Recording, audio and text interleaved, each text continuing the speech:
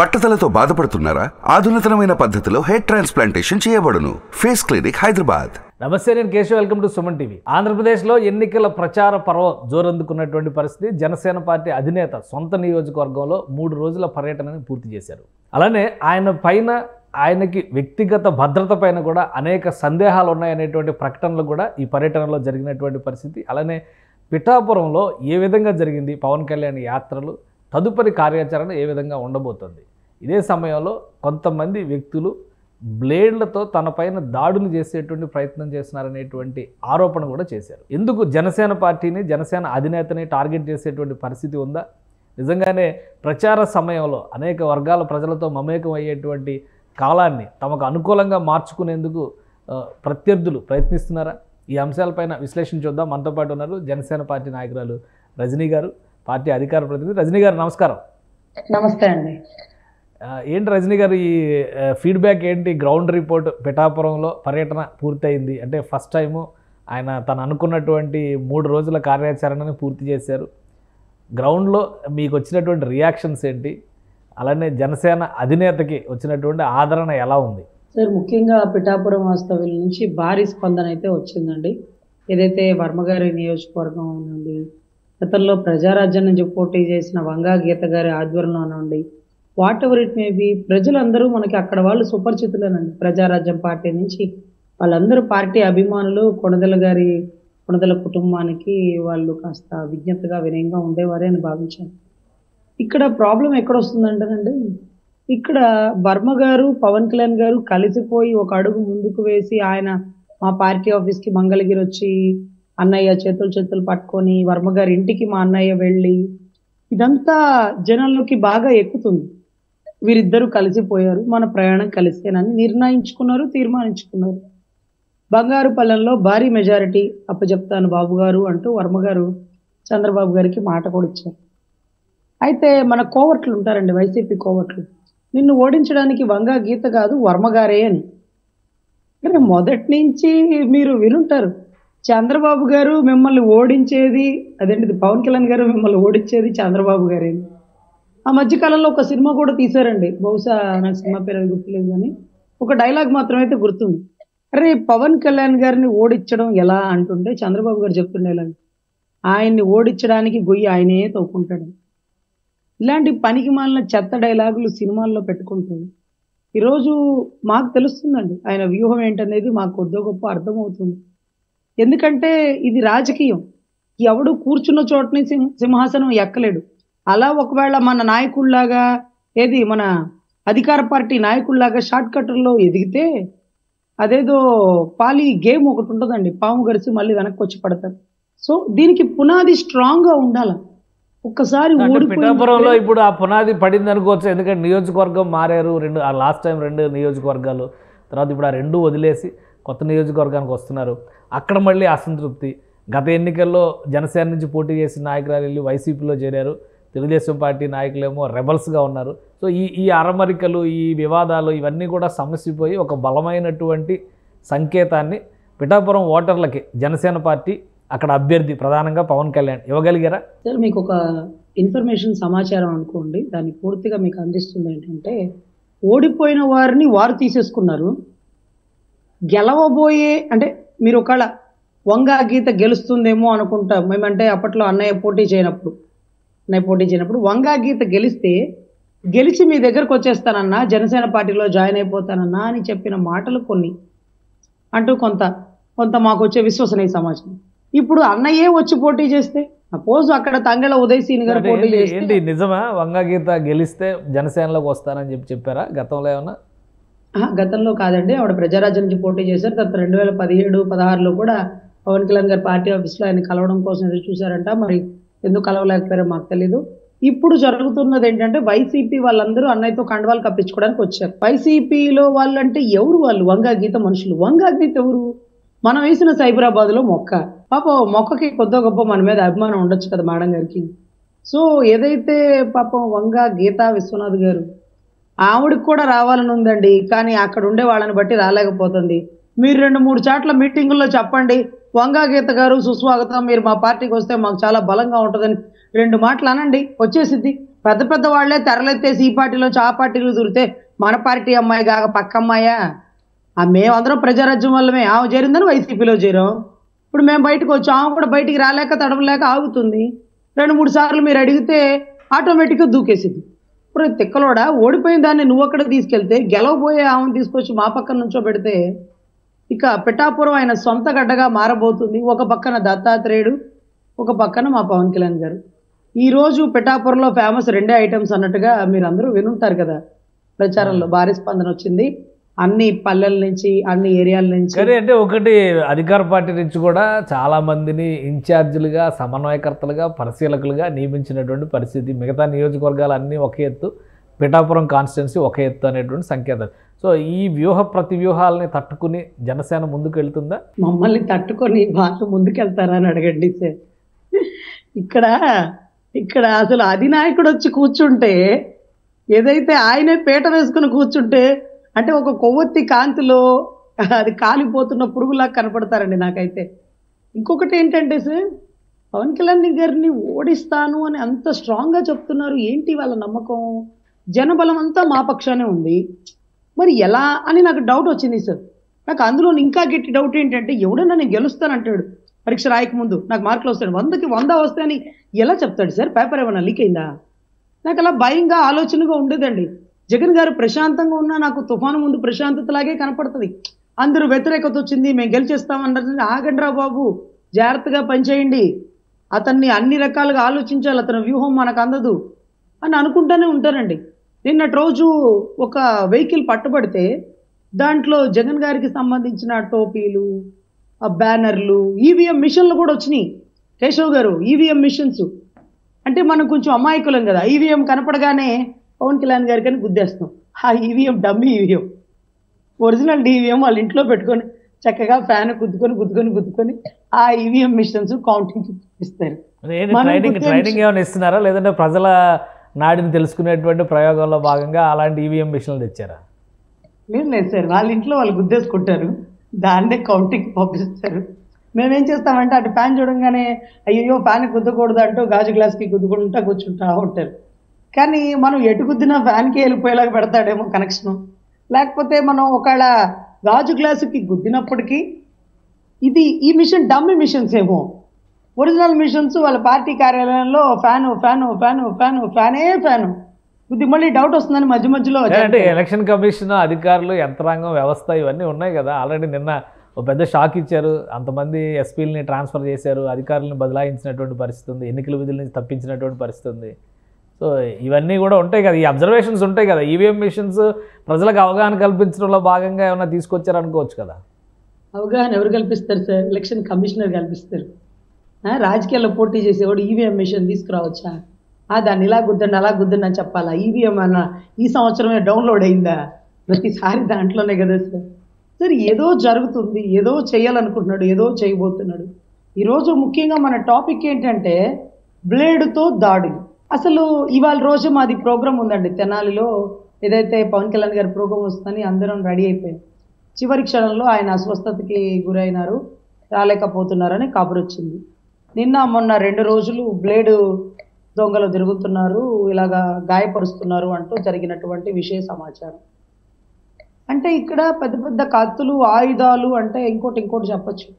Blade అనుకోండి, ఆ shaving కోసం తీసుకెళ్తే అది పట్టుకుని నన్ను ఎమ్మడబడ్డారండి, ఇదిగోండి షేవింగ్ కిట్ ఓ పక్కన ఉంది, బ్లేడ్ ఓ పక్కన ఉన్నాయి అని ఒకవేళ దొరికినప్పటికీ కట్టుకథలు చెప్పడానికి సిద్ధంగా ఉన్నటువంటి కొంత వర్గం. ఈ బ్లేడ్ గోల ఏంటి అంటే, రాత్రులు పిఠాపురం హోటల్లో పక్క జిల్లాల వారా లేకపోతే పక్క రాష్ట్రాల వారా రూములు తీసుకుంటున్నారు. అసలు పిఠాపురం వస్తే రూమ్ తీసుకునేవాడు ఎవరు? మహా అయితే గుడికి వెళ్ళడానికి తీసుకుంటాడు. అక్కడ ఏమైనా కంపెనీలు ఉన్నాయా? లేవే. ఎవరైనా ఇళ్ళకి వచ్చిన వాళ్ళు ఉంటే అసలు అది పల్లెటూరు కాబట్టి ఇంకా ఎక్కువ స్వాగతిస్తారు. మరి అర్ధరాత్రి హోటల్లో రూములు తీసుకున్న పక్క రాష్ట్రం వాళ్ళు, పక్క జిల్లాల వాళ్ళు ఎవరై ఉంటారండి? పోనీ వారేమన్నా వంగా గీత గారికి ప్రచారం చేయడానికి వచ్చి అకామిడేషన్ లేక రూమ్ తీసుకున్నారు అనుకోండి, పక్క రాష్ట్రాల వాళ్ళతో ఏం పనండి?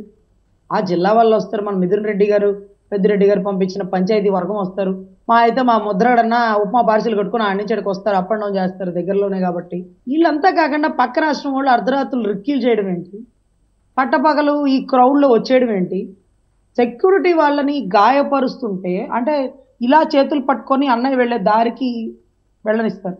ఈ చేతుల మీద గాయపరుస్తుంటే ఈ చెయ్యి ఇలా పక్కకు తీస్తారు. వెంటనే అసలు వాడు వచ్చి అవతల నాయకుడిని గాయపరుస్తాడు. అంటే ఇక్కడ బలమే పవన్ కళ్యాణ్ గారు. పవన్ కళ్యాణ్ గారికి ఏదైనా జరిగితే చంద్రబాబు చేయించాడు అని మళ్ళీ ఒక వర్గం. ఈ అంతా కోణంలో మా అభిమానులకు అసలు ఏం చేయాలి, మేము యువతలోడికి చేయాలా, అవతలోడికి చేయాలా, మా నాయకుడికి బాగలేదు, మా నాయకుడికి ఇబ్బంది జరిగింది అంటూ మేము తండోపతండాలుగా అసలు ఎవరు దొంగ అనేది తెలియదు. మీకు తెలిస్తే వంగవీటి రంగా గారు చనిపోయినప్పుడు కూడా టీడీపీ మీద వేస్తారు. అసలు టీడీపీ చేశారా, పిసిసి అధ్యక్ష పదవి కోసం రాజశేఖర రెడ్డి గారు చేశారా, కడపలో వార్ పర్మిషన్ లేకుండా బాంబులు ఎట్లా వచ్చినాయి, బాంబులతో జరిగిన దాడులు, కత్తులతో జరిగిన దాడులు, వీళ్ళకేమో నేరకోణం లేదు, వాళ్ళేమో నేరస్తుల్లోనే.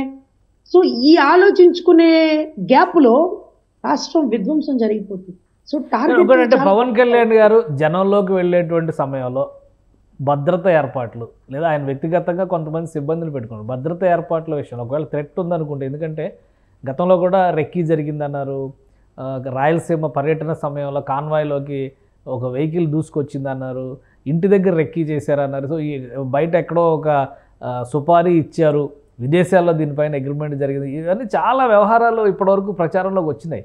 ఇప్పుడు మళ్ళీ పవన్ కళ్యాణ్ గారి వ్యక్తిగత భద్రతని ఒక బ్లేడ్ బ్యాచ్ లేదా బ్లేడ్ గ్యాంగ్ ఎవరో చొరబడి ఆయన గాయపరచాలనేటువంటి ప్రయత్నం చేస్తున్నారనేటువంటి ఇది ఒక రాజకీయ ఆరోపణగా ఎందుకు చూడకూడదు? లేదు సార్, మీరు గమనిస్తే స్థానిక ఎన్నికల్లో బయటకు వచ్చి చేసింది జనసేన. ఈసారి ఎలక్షన్లో నిలబడేది, గట్టిగా పోరాడేది జనసైనికులు. టీడీపీ వర్గం చాలా దృఢంగా, బలంగా ఎక్కడెక్కడ ఎన్ని ఓట్లు ఉన్నాయి, ఎన్ని ఓట్లు ఎలా వేయాలి, బూత్ లెవెల్ మేనేజ్మెంట్ అంతా చూసుకొని బయటకు వస్తుంది. వాళ్ళకి ఏ నష్టం జరగకుండా కాపు కాసేవాడే జనసైనికుడు. వీళ్ళిద్దరు న్యూట్రల్గా పనిచేసినప్పుడు సెంట్రల్ కొద్దో గొప్ప ఇచ్చే సపోర్టు, ఈ కలెక్టర్ని ఐపీఎస్ని మార్చడం వల్ల కొంత ప్రజాస్వామ్యం నడుస్తుంది. ఇంత గ్రౌండ్ వర్క్ జరుగుతున్నప్పుడు మీరు గమనిస్తే చంద్రబాబు గారు జగన్ నిన్ను ఓడిస్తానంటారు, పవన్ కళ్యాణ్ గారిని నిన్ను తొక్కేది నేనే జగన్ అంటూ సవాల్ విసురుతారు. ఆ ప్రౌడ్నెస్, ఆ యాంగ్రీనెస్ కేవలం ఆయన దగ్గర మాత్రమే ఉంది. ఇప్పుడు రంగా గారి చావు కారణం ఏంటండి? ఆ అగ్రెసివ్నెస్. ఆయన గట్టిగా నిలబడతాడు, నువ్వెంత అని అడుగుతాడు. నువ్వెంత రంగా గారు ఎంత హైట్ ఉంటారు? 6 అడుగులు ఉంటారా? భారీ పర్సనాలిటీ లేదు కదా. అతి కొద్ది మనిషి రాష్ట్రాన్ని శాసిస్తుంటాడు, ఎలక్షన్స్ని శాసిస్తుంటాడు, భారీ పార్టీలకి ఢీ కొడుతుంటాడు, అధికార పార్టీని నిజంగా ఒక రకంగా భయభ్రాంతులకు గురి చేస్తాడు. సో ఇటువంటి పరిస్థితుల్లో కేవలం యాస్టీస్ పవన్ కళ్యాణ్ గారు కూడా మాకు అదే యాంగిల్లో కనపడుతుంది. ఈ టైంలో అసలు నా మనసు కనిపిస్తుందండి, పిఠాపురం ఎమ్మెల్యే కంటే కడప ఎంపీగా తీసుకొని ఆయన నేషనల్ ప్రోటోకాల్ అంటే ఎంపీకి ఉండే ప్రోటోకాల్ సెక్యూరిటీతో ఉంటే ఆయన ఎక్కువ శ్రేయస్కరంగా ఉంటాడు అని. ఇవాళ కాకపోతే జనాల్లో రేపైనా తిరగాలి. ఆయనకి ఏదైనా ఇబ్బంది జరిగితే ఇక మా పార్టీ ఉండదండి. అంటే సెక్యూరిటీ పరంగా ఇబ్బందులు ఉన్నప్పుడు సెంట్రల్ గవర్నమెంట్కి కానీ స్టేట్ గవర్నమెంట్ సపోర్ట్ చేయట్లేదు అనుకున్నాడు, పోలీస్ డిపార్ట్మెంట్కి కానీ రిక్వెస్ట్ పడి ఈ మధ్య లోకేష్ గారికి సంబంధించి కొన్ని జాగ్రత్తలు తీసుకోవాలని చెప్పని సెంట్రల్ ఆఫీసర్స్ ఇచ్చినటువంటి డైరెక్షన్స్తో ఆయనకి జెడ్ కేటగిరీ సెక్యూరిటీ కల్పించాలని డిసైడ్ చేశారు. సో పవన్ కళ్యాణ్ గారు ఆంధ్రప్రదేశ్ రాజకీయాల్లో ఒక కీ పర్సన్, ముఖ్యంగా కూటమి ఏర్పాటు కావడం వెనక కూడా ఆయన పాత్ర చాలా కీలకమైంది. అలాంటప్పుడు భద్రత ఎందుకు తీసుకోకూడదు? ఆ భద్రత తీసుకోకుండా కేవలం వ్యక్తిగత భద్రతా సిబ్బందిని పెట్టుకోవడం వల్లనే ఇలాంటి సమస్యలు పదే ఎదురవుతున్నాయేమో అని అనిపించడం లేదా? 100% భద్రత ఏర్పాటు జాప్యంలోనే ప్రాణాలు పోయే పరిస్థితి ఉంటుందండి. మాకు అడుగడుగునా మాకు ఎప్పుడు రంగా గారే గుర్తొస్తున్న మూమెంట్ అండి. ఆయనకు కూడా పిసిసి అధ్యక్ష పదవి ఒక వారం 10 రోజుల్లో వస్తుందని అక్కడ ఏదో ఢిల్లీలో ఉండే శివశంకర్ గారు ఎవరో ఉంటారు ఆయన ఇచ్చే టైంలోనే ఒక 10 days గ్యాప్లోనే ఈ ఘటన జరిగిపోయింది. అక్కడ ఆంధ్ర రాష్ట్ర పోలీసులు సరైన ప్రొటెక్షన్ ఇవ్వలేదని అప్పుడున్న టైంలో హోమ్ మినిస్టర్ కొడాలి గారిని కూడా సస్పెండ్ చేసినట్టు అరుణంలో ఎన్టీ రామారావు గారు ప్రభుత్వం సస్పెండ్ చేశారు.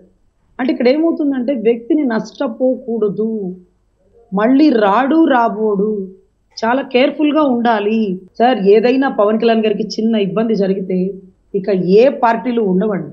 అసలు ధైర్యం చేసి ఎవ్వరూ బయటికి రాలేని పరిస్థితి.